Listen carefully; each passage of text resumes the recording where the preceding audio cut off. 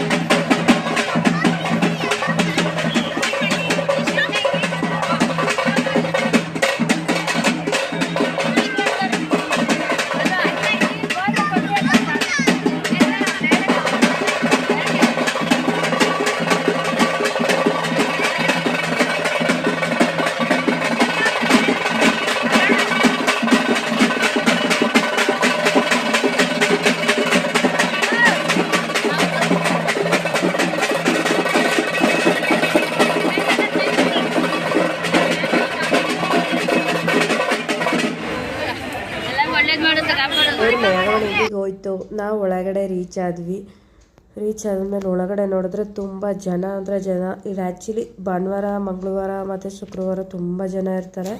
ಜಾಸ್ತಿ ಮಕ್ಕಳನ್ನೇ ಕರ್ಕೊಬರೋದು ಈ ದೇವಸ್ಥಾನಕ್ಕೆ. ಅಮ್ಮ ಆಗಿದ್ದರೆ, ಬಾಲವಿವಾಹ ಆಗಿದ್ದರೆ, ಇನ್ನೂ ಏನೇನೋ ಆಗಿದ್ದರೆ ಇಲ್ಲಿ ಕರ್ಕೊಂಬಂದು ಮೊಸರನ್ನ ಎಡೆ ಹಾಕಿ ಪೂಜೆ ಮಾಡಿಸ್ಕೊಂಡು ತಾಯ್ತ ಕಟ್ಸ್ಕೊಂಡು ಹೋಗ್ತಾರೆ, ಒಳ್ಳೆಯದಾಗುತ್ತೆ ಅಂತ.